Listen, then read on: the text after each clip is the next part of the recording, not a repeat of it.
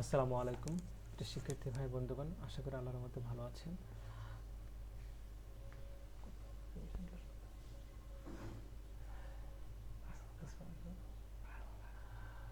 প্রিয় শিক্ষার্থী ভাই বন্ধুগণ, ইতিপূর্বে আমরা রিভিশন ক্লাস 11 সম্পন্ন করেছি।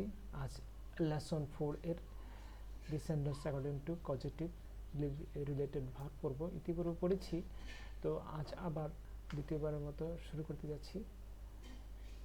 আমরা কজেটিভ ভার্বের আলোচনায় পজিটিভ ভার্ব দেখেছিলাম make, let, have, help plus personal objective plus V one এর ব্যবহার।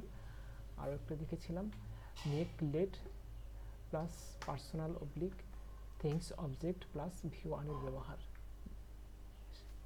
সর্বশেষ সেন্টেন্সটি ছিল he is letting the car drive slow. সে গাড়িটি চলতে স্লো চলতে বাধ্য করে, ধীরে চলতে বাধ্য করে। এই সেন্টেন্সটি পর্যন্ত গত ক্লাস ছিল।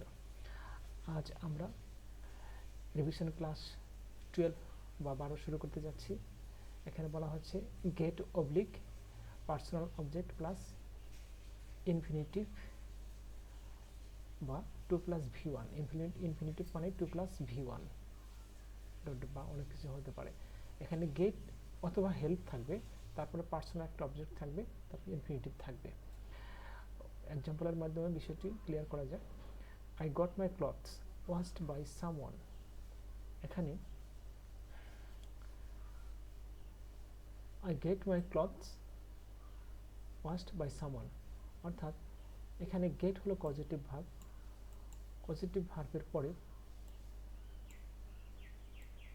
my clothes এটা পার্সোনাল অবজেক্ট নয়,